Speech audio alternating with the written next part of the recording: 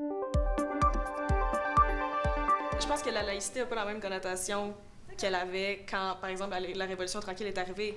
Quand la Révolution tranquille est arrivée, c'était... Ben, j'étais pas là, mais de ce que j'ai l'impression, c'était que c'était pour, justement, se séparer de l'espèce de dogmatisme, là, si on veut, de la religion qui avait vraiment une emprise. Puis c'était une religion, la religion catholique, qui avait vraiment une emprise omniprésente là, sur la population. Aujourd'hui, la laïcité, c'est plus une ouverture à la différence qu'autre chose. C'est pour ça que c'est important.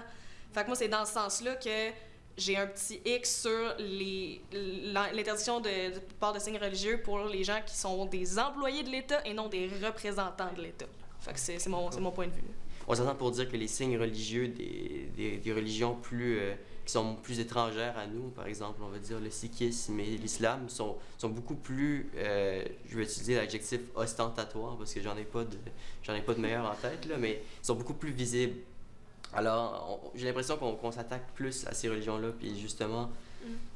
mais bon. Moi, je suis pas d'accord avec ça, vu que les catholiques ont à retirer leur croix, ont à retirer leurs petits bijoux, ce qui n'était pas le cas, je pense, avec la charte du gouvernement marois. Charte des valeurs, que ça s'appelait? Un charte des valeurs, oui.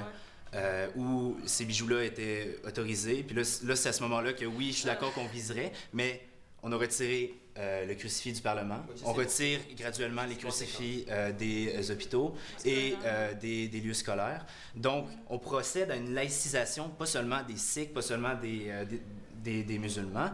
On procède à une laïcisation globale.